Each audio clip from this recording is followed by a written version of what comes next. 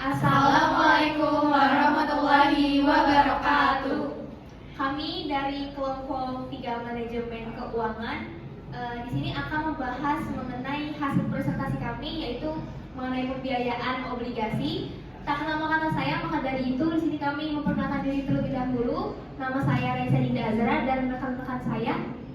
Saya Lulu Nazara, saya Nadina Uya Cindy Kusuma, saya Lutfi Masayiro, dan saya Ais Nur Aziza. Oke, jadi di sini kami akan langsung membahas soalnya. Jadi soal yang pertama, tugas 1, jelaskan alasan mengapa korporasi menerbitkan obligasi. Jadi di sini obligasi itu diterbitkan oleh perusahaan untuk mendapatkan dana tambahan yang disesuaikan dengan kebutuhan. Nah, pihak yang menerbitkan obligasi akan mendapatkan dana tambahan dengan tingkat suku bunga yang lebih fleksibel. Dengan menerbitkan obligasi juga artinya memberikan perusahaan kebebasan secara signifikan yang lebih besar dalam menjalankan operasional yang sesuai, terlepas itu dari pembatasan yang disyaratkan pada pinjaman bank.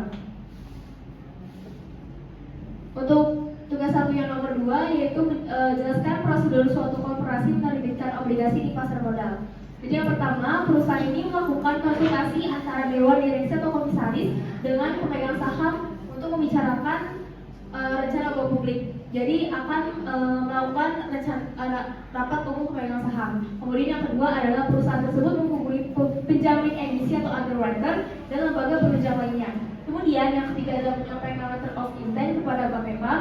Kemudian yang keempat, menyampaikan pernyataan pendaftaran emisi efek yang ditujukan kepada Menteri Keuangan melalui Bapepam. Kemudian yang terakhir adalah melakukan dengan pendapat terbatas yang melibatkan emiten, lembaga penunjang, dan Bapepam. Kemudian yang ketiga, soal ketiga adalah di dalam perjanjian obligasi disebutkan adanya peluang co-provision. Nah, jelaskan alasannya korporasi melakukan co-provision. Di sini pengertian dari co-provision sendiri adalah suatu ketentuan di mana surat obligasi bisa ditarik sewaktu-waktu oleh issuer tanpa harus menunggu masa jatuh tempo. Nah, penarikan ini umumnya disebabkan oleh suku bunga yang turun. Akad penebusan adalah sama dengan opsi penebusan yang ditulis oleh investor yang membeli obligasi dari perusahaan. Obligasi ini dapat dibeli kembali oleh perusahaan pada harga penebusan setiap saat selama umur obligasi itu. Nah, jika tingkat suku bunga turun, harga pasar dari obligasi yang beredar bisa lebih tinggi dari harga penebusan, sehingga menguntungkan dari perusahaan untuk menggunakan opsinya untuk menebus hutang tersebut. Kemudian untuk selanjutnya akan dijelaskan oleh rekan saya Lulu. Baik, selanjutnya yaitu tugas 1 nomor 4. Pertanyaannya, berikan alasan kenapa korporasi lebih sering menerbitkan mortgage bond atau obligasi hipotek. Merupakan obligasi yang diterbitkan oleh korporasi dengan jaminan berupa aset tetap seperti tanah, bangunan, atau properti lainnya. Perusahaan atau korporasi cenderung menerbitkan mortgage bonds untuk mendapatkan jumlah dana yang besar dengan suku bunga yang lebih rendah karena para investor merasa lebih aman karena adanya jaminan yang berupa aset fisik. Selain itu, umumnya perusahaan akan menjaminkan aset yang tidak digunakan untuk kegiatan operasional. Oleh karena itu, resiko kehilangan aset tersebut dianggap lebih kecil dibandingkan dengan keuntungan dari dana yang diperoleh. Dengan cara ini, obligasi hipotek menjadi opsi yang lebih menarik bagi perusahaan untuk mendapatkan modal tanpa perlu menjual aset yang mereka miliki. Selanjutnya, tugas 1 untuk nomor 5 yaitu untuk mengukur tingkat biaya obligasi. Suatu obligasi dikenal beberapa istilah, yaitu 1. Nominal yield, current yield, yield to maturity atau YTM, yield to call atau YTC, dan realized return yield. Jelaskan perbedaannya. Yang pertama adalah nominal yield atau coupon rate, adalah tingkat suku bunga yang dijanjikan oleh obligasi dan dihitung dari nominal obligasi sendiri. Kemudian current yield merupakan persentase pengembalian tahunan berdasarkan harga pasar saat ini dari obligasi tersebut. Kemudian yield to maturity atau YTM, yaitu tingkat imbal hasil yang diterima investor apabila obligasi disimpan hingga jatuh tempo obligasi tersebut. Kemudian yield to call atau YTC adalah tingkat imbal hasil dari obligasi yang diterima investor sampai tanggal penebusan atau call oleh penerbit, bukan jatuh temponya. Berlaku khusus untuk obligasi yang dapat ditarik kembali atau callable bonds. Kemudian yang terakhir realized horizon yield. merupakan tingkat return aktual yang didapat investor dari obligasi selama periode waktu tertentu, terutama jika obligasi tersebut dijual sebelum tanggal jatuh temponya. Untuk soal selanjutnya akan dijelaskan oleh teman saya. Untuk yang tugas 2, di sini ada gambar 1 yang dimana menunjukkan bagaimana harga obligasi sebuah berubah sepanjang waktu menuju jatuh tempo. Tergantung pada perbandingannya antara kupon obligasi dan suku bunga pasar. Yang pertama itu di kurva yang atas itu ada premium bond yang terjadi ketika kupon obligasi lebih besar daripada suku bunganya, sehingga investor akan membayar lebih mahal untuk obligasi yang diberikan. Kupon lebih tinggi dibandingkan bunga pasar. Semakin dekat jatuh tempo, nilai obligasi akan bergerak menuju nilai par secara otomatis karena nilai yang dibayar penerbit saat jatuh tempo selalu 100. Lalu ada diskon yang di kurva di bawah. Itu terjadi ketika kupon obligasi lebih kecil daripada suku bunga pasar, sehingga kupon yang diterima lebih rendah dari bunga pasar, sehingga investor akan membeli dengan harga lebih murah. Saat mendekati jatuh tempo, nilainya akan naik.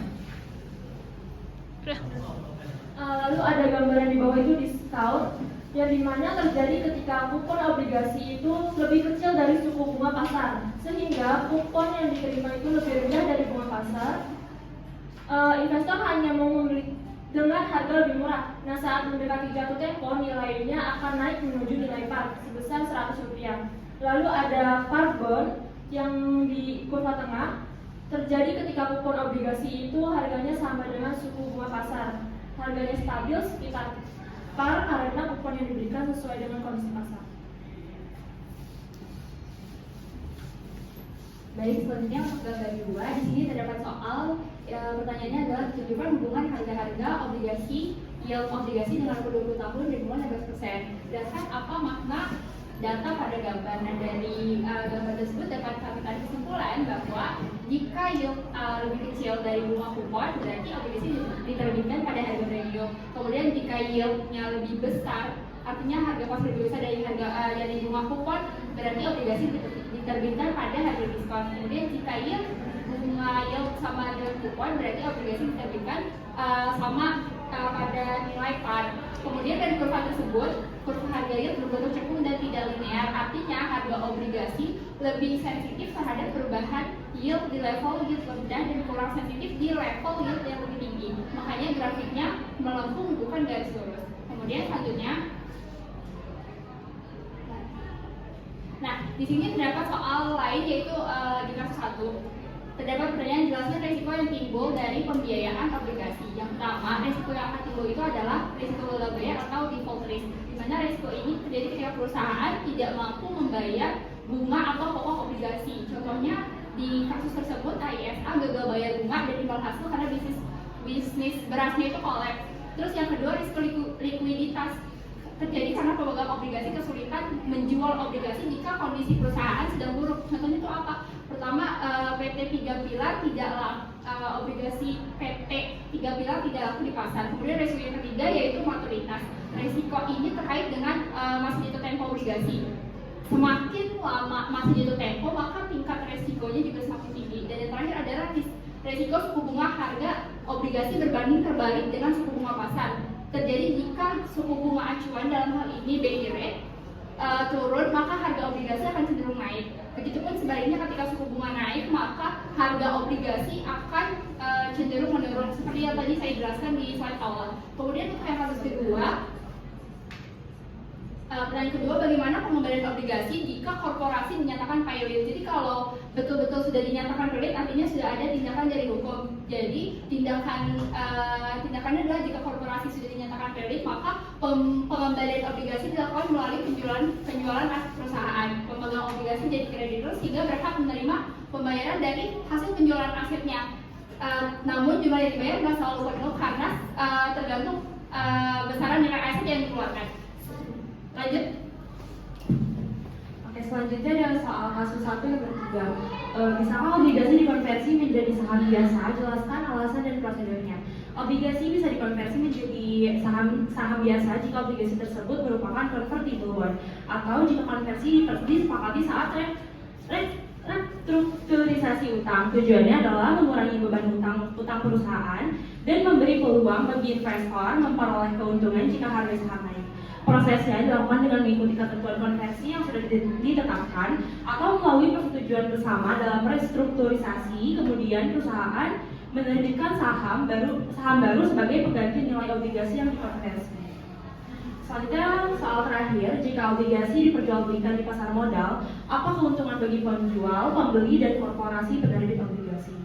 Bagi investor, perdagangan obligasi memberi likuiditas karena dapat dijual sebelum jatuh tempo, serta peluang pendapatan tetap dari kupon. Bagi pembeli, pasar menyediakan instrumen investasi yang lebih stabil dengan harga yang transparan.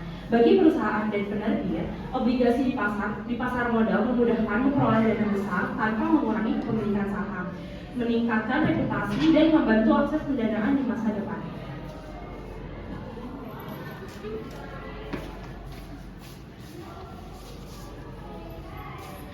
Sekian presentasi dari kelompok kami. Terima kasih. Wassalamualaikum warahmatullahi wabarakatuh.